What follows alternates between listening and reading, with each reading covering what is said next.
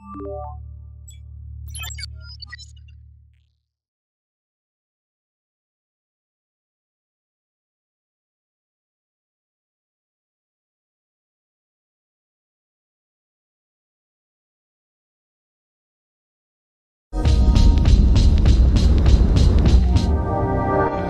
Insomniacs! Finally, there's a reason to stay up. Enemy has fired multiple missiles. Launching anti-missiles now! Let's do it! The Midnight Toonami's taking over the TV. Okay, Santa Scouts, get her! Yeah! It's about Tosa! Toonami, the Midnight Run. 5 hours of your favorite Toonami programming, past and present. Don't sleep on it. Kids love it! Only Toonami.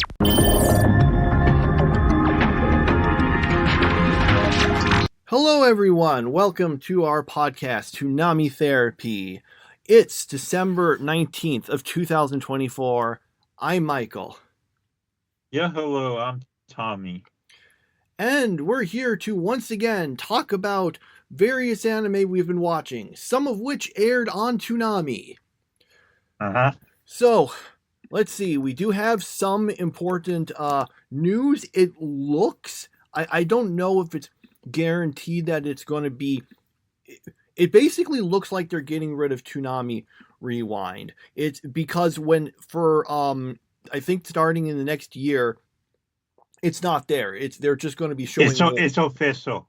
It's official. They Okay. announced it on Facebook. They announced it's officially canceled. So Okay. Oh, Yeah. okay. All right. I missed that. It looked like that was just put up, I think, earlier today.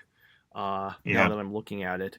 Yeah, I knew before that they had changed it. They had made it so that their checkered past block was up there because I guess people would I guess Dexter's Laboratory encouraged the Cowardly Dog get better ratings. So yeah, but we weren't clear initially whether that was just a 1 week thing or permanent. But yeah, it looks like that's over. We got through the first season of Sailor Moon, so they ended there. Although, depending on in a way, it was kind of a cliffhanger ending yeah. because everyone just forgets everything, and while that's reset at the beginning of the next season, it's a little weird to have that be the end. I mean, I guess you can say everyone's happy, but they still forgot all this stuff. So yeah, that's kind of weird. So yeah, we got that. But we have some important news. All right, which actually has nothing to do with Toonami or anime, but it's so important it needs to be said. They did it in the modern format of Magic the Gathering. Wizards of the Coast banned the One Ring, banned Gigantha, banned Abtractor, but more importantly, they unbanned Splinter Twin, Green Sun Zenith, Mox Opal, and Faithless Looting. Yeah! Are you as excited about this as I am? Are you? Nope. Oh, actually, do you have any idea what I just was talking about? Probably banned some cards Okay. from being played. Yeah. Yeah, here's the thing. You don't know, and that just proves how good it is, because only someone who doesn't know what I was talking about isn't excited about it. And we can clearly see that from the sample size of this podcast. All right. Yeah, if any listeners don't understand what I was talking about, basically they just changed up some stuff in this game, and a lot of people really liked it. So that's all. Okay, so now that we've finished with that joke, which hopefully landed, we'll move on to actual Toonami things. So we start out with episode 8 of Invincible Fight Girl. And so basically and they keep stressing the point that it's a matter of hours before the time limit runs out to do all those perfect strikes. They decide, well, let's go over to this, exhibition tournament thing and try to wrestle against someone strong to maybe get incentive. But then she ends up going up against a super weak guy who ends up knocking himself out, and then what's his name? I can't remember the guy, not Mikey, the other guy. And did some stuff. Saggy. Yeah. Saggy. Yeah. Wait, was that his actual name? No. Oh. That's just who he looks like. He does look like Shaggy from Scooby-Doo. Anyway, he manages to find some people to wrestle her, and what do you know? It's those guys that she, I think, beat at the earliest first episode, or was it second episode? I think they aired them both together. So yeah, there's that stuff, and we're gonna do that, I guess, in the remaining 2 episodes. Mm-hmm. Yep. I didn't think it was that great of an episode. No, I didn't think so either. I'm kind of almost like thinking, wow, we've got 2 episodes left. It feels like we're at the point that should be the midway point of the season, not almost the end. Yeah, really. I did kind of like the really weak wrestler guy. She was going to go up against, because he just calls himself the Shoe, and he's really weak. Mm-hmm. He just reminded me of this villain called the Toilinator from Codename Kids Next Door, and the whole joke with the Toilinator, whose like gimmick is just like, toilet related stuff, is that he was just pathetically weak. It also gave me one of the funny one line I loved from this series is when the other villains are telling him how dumb he is, and he says, "Look, you let number 1 into our hideout, and the only disguise he had was a t-shirt that said, 'I am not number 1.'" And then the Toilator said, "Well, I never expected an article of clothing to lie." That was a good show. Better than this show. Yeah, that's fair. Anyway, so yeah, it was okay, I guess. It definitely, I do think the series does seem to kind of be having some pacing issues at this point. I'm not exactly sure even where it's going as we get to the end of this. I mean, there's still 2 episodes left of the season, and maybe it can turn things around, but it does definitely feel like things could have been done faster. Yeah, definitely. Mm-hmm. All right, so we move on to Mashle, episode 6. So the bad guy basically tells Dot, that's his name, the red-haired guy who looks, who I think look kind of like Renji and talks, and his gimmick is to consider himself the main character of the world. So the other guy's like, "Hey, if you can take 10 hits from my attack, then I'll spare you and the other people, including that girl." And I was like, "I'll do it," and he manages to take it, although he collapses and then finds out, oh no, the girl was actually evil and was just working with that guy. Then Mash decides, well, I'm as the actual main character, maybe I should do something now. So he manages to beat him, and then decides to say, well, I'm going to use my own 10 punches against you and see if you can, handle all of that. Anyway, ultimately, Mash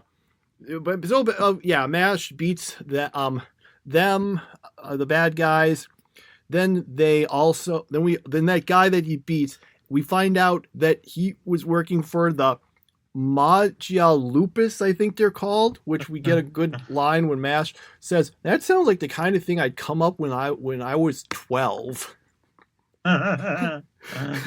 So the bad guy in charge of that is disappointed, so he turns him into a doll, and then Mash enters because he's trying to find something, goes and accidentally breaks down the door and just says, "Hey, do you know you're talking to a doll?"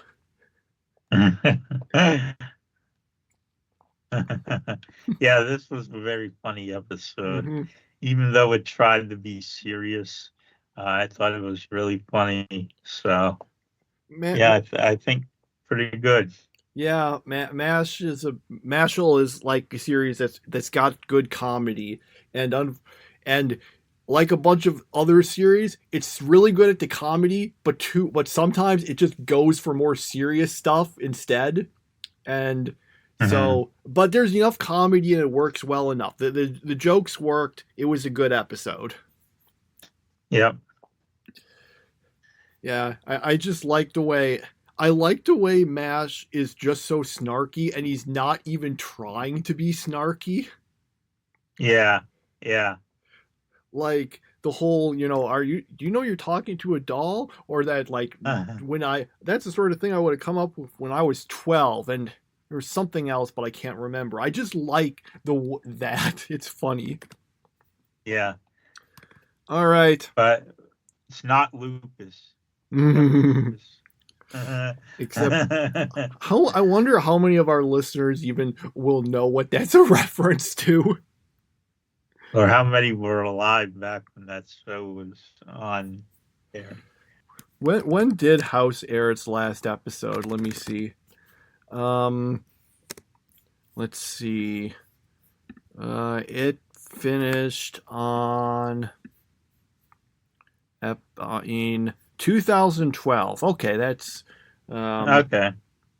Actually, that's still pretty a long time ago. Wow. I just feel like I remember when that series started airing. Well, actually, I remembered midway through its first season because that was when I first watched it, because Fox decided to put it after American Idol, which was super big back then, and which I actually watched back then. So I just checked out the next episode. I was like, hey, this show is kind of good. Let's keep watching it. Its ratings went way up when they decided to move it to that time slot, and then it became one of their most popular series. Yeah. Okay. Yeah, I kind of fell off it eventually. I feel like the quality kind of wasn't as good later on, but well, it got crazy from what I heard. I didn't see it, but like from what I read about the plot, it sounded like they just like went crazy with it. So yeah.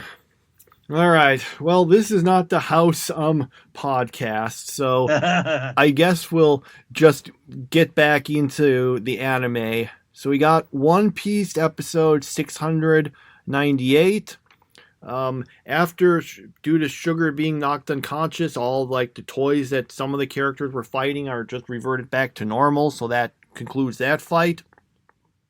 Meanwhile, let's see, Luffy and Law go and find Doflamingo, and they fight, or at least, actually they don't really fight, they mostly talk a lot. And when Luffy does decide to attack, Doflamingo just holds up this other guy so that Luffy hits him instead. And that was mostly the fighting that was done. The rest of it was a whole lot of talking, and yeah. Yeah, that was a whole lot of talking, but I had a hard time finding padding this episode, unless you're talking about the talking, but there wasn't any blatant, obvious padding, so I'll give them credit with that. It's just that I guess they did make that guy cry a lot, that guy who Doflamingo held up, because what was he using his thing on him that makes him fight against his will? Is that what he was doing? Yeah, I said there was just a bunch of talking. There was a bit of fighting, but it wasn't really directly against Doflamingo. So yeah, he was controlling him to make him fight. Well, the first time he just holds him up and Luffy hits him, and then afterwards Doflamingo starts controlling him with his fruit. So and then they got to fight him and that stuff. And I'm sure he's gonna die soon. Who? Which character? Guy. Oh, him. This okay. Guy who's holding it up. Yep, he's gonna definitely die. Okay, I need to check. I'm sorry. Are you being serious with that remark, or are you joking? I'm joking. Okay. Just making sure, because I know people say, oh, nobody dies in One Piece, but some people actually have died in the present at this point. So I just needed to check to make sure. it took like when was, hang on, I need to see exactly when it was that I think the first time any character actually died in the present was, well, I don't necessarily want to say the names because even though we are well past that, the thing about One Piece is that you not know. Well, no, actually we do know one of them has died because they've mentioned it before. But basically, let me just see the episode. It happened a little before the time skip. Where was that? I'm just trying to find the exact one.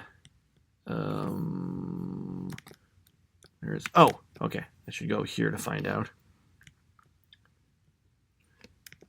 And then it's around. Okay, I'm almost there, really. Yeah, it happened around episode 485, something like that. That was, I think, the first time a character in the present actually ended up dying outside of filler.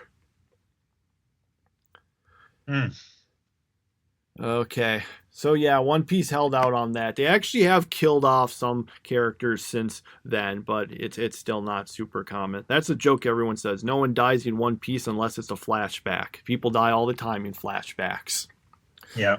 One Piece, the series where you can survive, where in the present you can survive being at ground zero of a bomb going off that was supposed to destroy a city, but you can die from falling down the stairs in the past.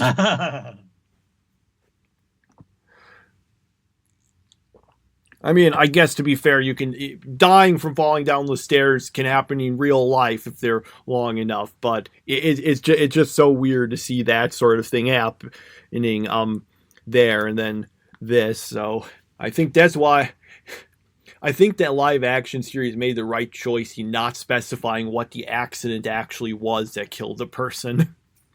Uh-huh. All right. So yeah, and like you said, there wasn't particularly obvious filler here. I mean, there's obviously a whole lot of filler and padding. It's just they did the trick where it just, you don't notice it individually, but it adds up. The only really obvious bit was some of the flashbacks, which some of them were actually in the manga and some were added for the anime. Okay. All right, let's move on to our non-Toonami series.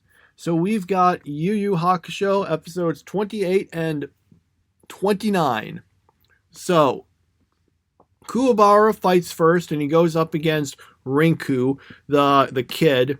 But it turns out, yeah, Rinku's actually pretty strong. He's super fast and he's got basically these yo-yos that he can attack with. So they go against each other. Kuwabara manages to make a long story short, they both end up getting really wounded and thrown out of the ring, and whoever gets back in first is a winner. Rinku's able to get in there, but Kuwabara gets distracted by telling off Yusuke because Yusuke insulted him while in his sleep, and then ends up not getting back into the ring in time after he gets delayed by Rinku just stalling him a little more. So Rinku manages to win, kind of. Then Kurama goes up against a guy who's got the amazing and impossible to. I'm trying to make a joke here, and I'm losing track of all the stuff. And impossible to fail plan of just saying, "Hey, if you don't let me beat you, then I'm going to press this thing, and it will tell someone I know to go kill your mother." And Kurama is like, okay, and kind of goes along with that for a while, but then he's like, yeah, well, I did this thing to you now, and you can't actually press the button, and now I'll just kill you. So, yeah, we got tied up there. It didn't seem like that great of a plan when you think about it. Like, literally, if you misjudge Kurama and he's like, I don't care about my mother, then you just lose. But, yeah, that was our episodes. Mm-hmm. Yep. Did these? I really. It's interesting. I've mentioned before how things felt like Yu Yu Hakusho. these episodes, especially the fight with Kuwabara, really gave. Sorry, I said this felt like Yu Yu Hakusho. I meant Hunter x Hunter. Stuff in the series had felt like Hunter x Hunter. That probably made no sense to anyone who heard that the first time.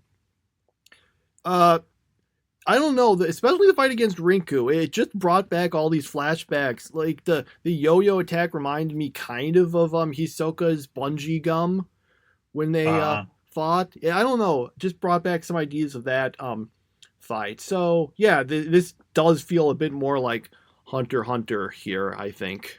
Oh, how long is this Dark Tournament arc? Let me think. We're on. It's about 40 episodes.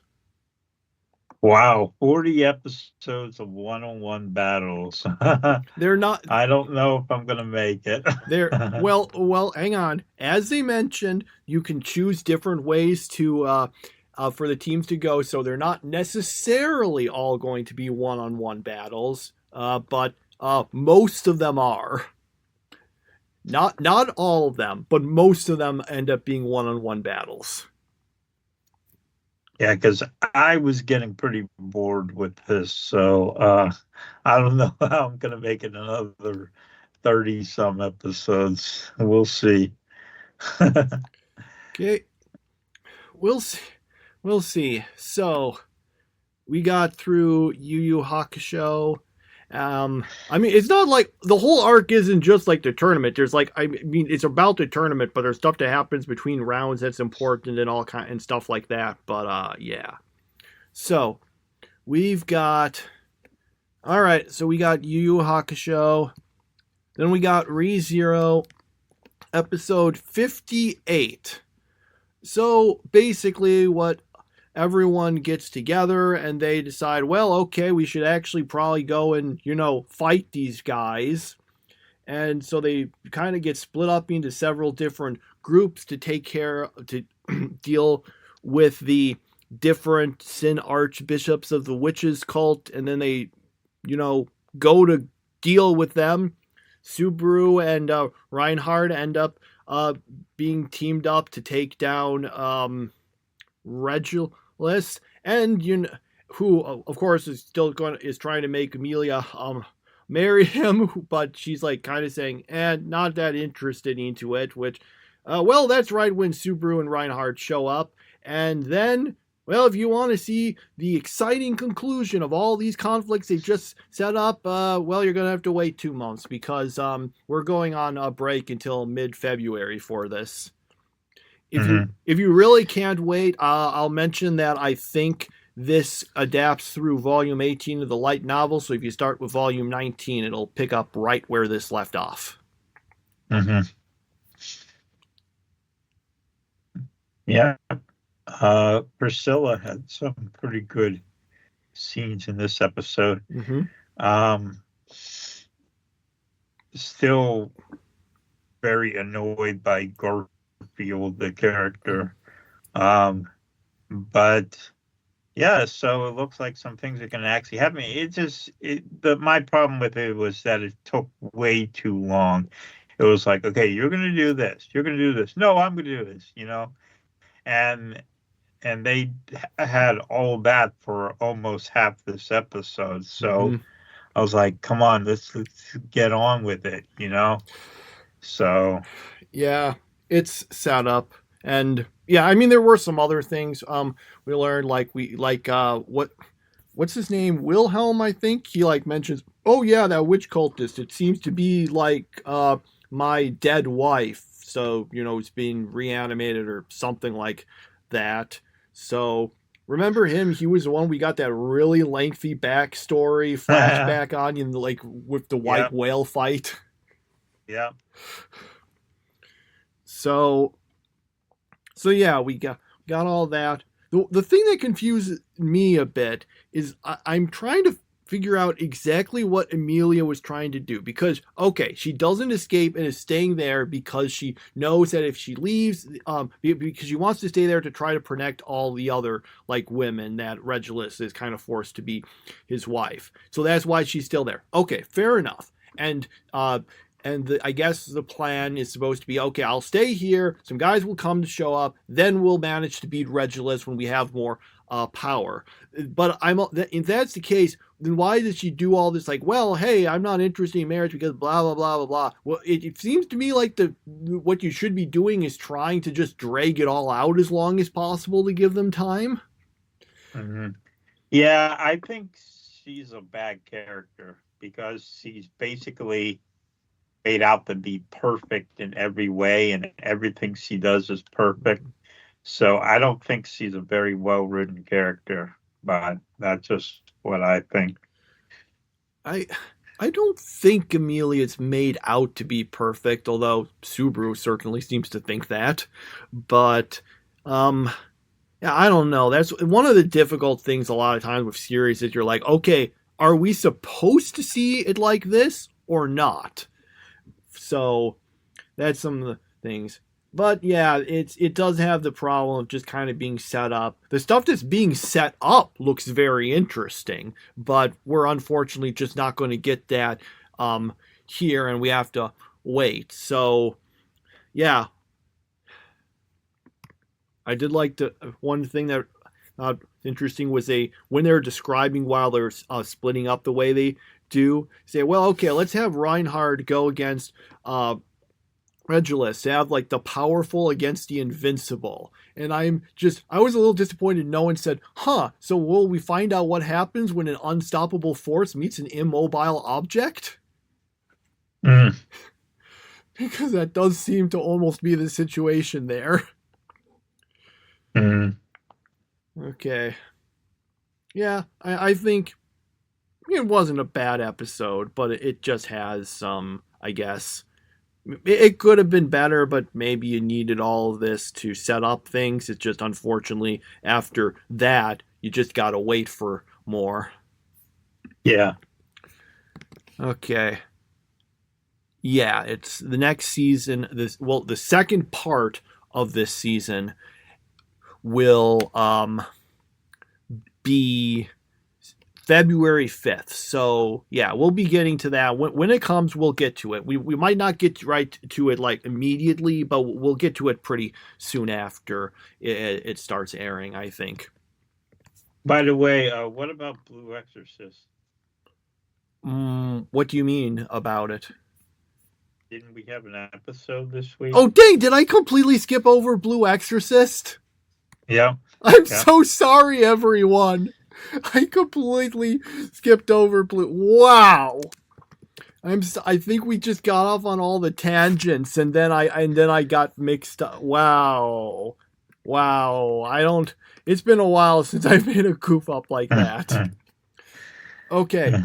Let's move back then. Well, first things first. Anything else to say about ReZero? No, that's about it. Okay. So going back, Blue Exorcist episode 7. So basically they end up going to, so they're still at the school and they're learning stuff about familiars. I cannot remember anyone's name in this series. The girl who what color's her hair? I think it was green. I just think of her as the girl. Was it green? The girl who was at the garden place, but then became an exorcist. You mean Siemi? Yeah. Am I misremembering her hair color? Yeah. Okay. I'm sorry. Yeah. Well, basically, she ends up hanging around. Okay, this one I remember. She's got purple hair, right? Yeah, comic-y. Yeah. Hanging around there. They end up basically getting, attacked, but then everyone works together to fight the monster thing, which happens to attack when they're all in the locker rooms changing because we got to get some fan service out for no particular reason. And I guess everyone gets nicer along because of that, and it all works out. Yep. Yeah, I mean, I can see why you skipped it because it wasn't a very memorable episode. Yeah. But but for completion's sake, yeah, that's the episode. Yeah, that was yep, my bad on that. So we got that. We return back to the non-Toonami stuff. We've got Burn the Witch episode 2, in which okay, so what's going on in this how do I explain what even happened in this one? Okay, so basically, so there's two things. First off, the Bargo, I think was his name, the one they keep mentioning attracts dragons. So some of the guys are trying to kill him, so they're trying to protect him. Also, what's her name? Not the black-haired girl, the other. Oh, Ninny, that was her name, I think, or at least that's what people call her.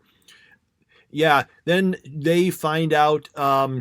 They end up going up against this other dragon, and there's this girl that she knew who had the dragon is causing problems, and there's all these references to a backstory that we never saw before now, so it didn't really mean that much to me. And that's basically the big stuff that happened. I know that was really conglomerated, but for some reason, I can remember most of the episode, and I think, what exactly did the episode end on again? Yeah. Unfortunately, this episode wasn't as good as the one before. Kikoro is a very interesting character. I call her Kikoro because she reminds me of that character from Kaiju number 8, the way she looks, the way she acts, everything. So, okay, you mean Ninny then. Got it. Yeah. The blonde girl. Yeah, the other one's Noelle. I can at least remember, I can remember her name, although she's got nothing to do with the character from Black Clover of the same name. Actually, yeah. I think their names are spelled differently. At least in English, they are. This one is just Noel, and Black Clover Noelle was Noelle, I think. Let me double check. Yeah, you're right about that. Yeah, that's how it's done there. I'm very curious though. How is it written in Japanese? Okay, they're written the same, with the same sounds in Japanese, but one is hiragana and the other is katakana. For any listeners who don't understand the differences between that, Japanese has two alphabets. There's the hiragana and the katakana. And for each hiragana, there's a corresponding katakana. Just think of it kind of as uppercase and lowercase letters, if you want the quick one. So they're used for different things. I won't bore you with the specifics, but so Noelle from Burn the Witch, her name is spelled with hiragana. Noelle from Black Clover is spelled with katakana. So, yeah. Okay. Yeah, this episode was a bit more confusing, and it just kind of throwing all these things at you. I like the two main characters; they're kind of fun, but what's going on is kind of more confusing. Like I said, it's all this stuff about Ninny's backstory with this other character, which we are only discovering right now. And remember, this is just a 3-episode OVA basically. So I'm like, oh, well, this is a weird thing to try to dump all this backstory on us. Okay. Yep, we've got that. For next week, for the record, we're going to watch the 3rd episode of the first OVA or whatever you want to call it, and then we'll also watch the 2nd OVA or whatever you want to call it, which technically takes place before these. On Crunchyroll, they're listed as seasons for some reason. So basically, we'll watch the 3rd episode of the quote-unquote 1st season, and then also the 1 episode of the quote-unquote 2nd season. Okay. All right. I guess that's it. I guess that's all the series we watched for this podcast this week. Yep.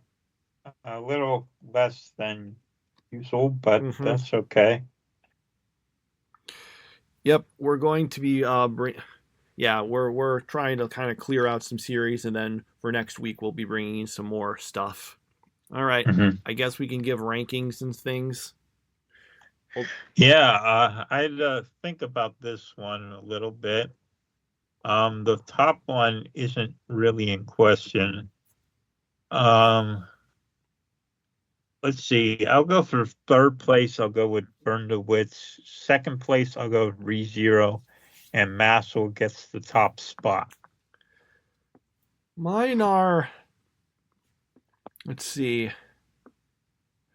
Yeah, I'm in agreement with your top two. I'm just trying to decide if I wanted Burn the Witch to be there. Unfortunately, the other series were a little slim pickings. Yeah, I guess I'll just do exactly what you said there. Yeah. Okay. All right. So that's all of those. So, everyone, for next week. Next week we don't have we've just got the last two episodes of Invincible Fight Girl, which we will watch because we watched this far and might as well finish it. Then we'll also be covering 2 more episodes of Yu Yu Hakusho. We'll be covering, as I mentioned, those last 2 episodes of Burn the Witch. And then we will do a separate podcast in which we're going to go through all, I think, 28 series that we watched this year. Yep, 28. Yeah, it was 27, but then we kind of brought in Burn the Witch. So that brings us to 28. And we're going to be ranking them, and we'll be going through them, each of our own rankings. That will probably take a while. I think this is the longest list we've had so far. So yeah, we'll be having... It's going to be a marathon. Yep. So we'll be having 2 separate episodes with those. And then after that, well, we'll be talking about what we're going to be doing for next year after that. But in the meantime... I think that's everything. We've just got. Actually, I'm realizing since Invincible Fight Girl is ending, do we have any information what it's being replaced with?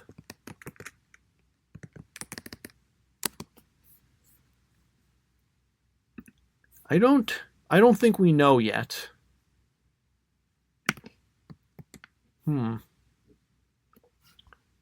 Are you there? Still? Yeah. Okay, sorry. You went quiet and I was worried that my connection might have gotten weird. Well, I guess we'll discuss it when it happens. So, yep, that's our plan for what we'll be doing for next week. And anything else to say? No, not really. All right. In that case, everyone, we'll see you next week, and we'll try to do better that time. Bye.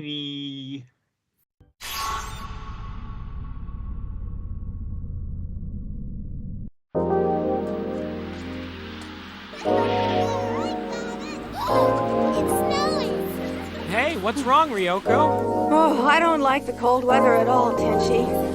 Can you stop the snow for me? You want me to stop the snow? Well, Sasami doesn't seem to mind the snow. Huskins, what are the conditions up there? 30 degrees below zero, sir, and we've got a storm moving in. It really is cold in here. Here, put these on. I can't have our special guests catch a cold. This feels great. What do you call this cold, white, mushy stuff? It's called snow. Can somebody please tell me why it's snowing? I don't see what's so special about the snow. Hey! It's supposed to be fun. Okay, let's have fun. Winter is my favorite time of the year. Oh boy, this is cool. I'll race you. On your mark, get set, go! It's cold. You think you're cold? I'm the one with the skirt on. Where are we headed to, anyway? The South Pole. I never thought the South Pole would be this awesome. Cold. It feels cold. Remember, there might be some momentary discomfort. With the storm coming. No one can survive for long in that kind of cold. I'm going after her. You can't survive out there. Snow is beautiful, don't you think? Beautiful, isn't it? Clean, uncompromising, and cold. Like the swift hand of vengeance. Yes, that's it. A mobile suit battle on a continent that's completely covered in ice? It's the only place to have a battle and go unnoticed. You know what? What is it? I used to hate the snow. Well, what a coincidence. I did too. Nowadays, I don't hate it much anymore. Let's drink to the snow of our memories.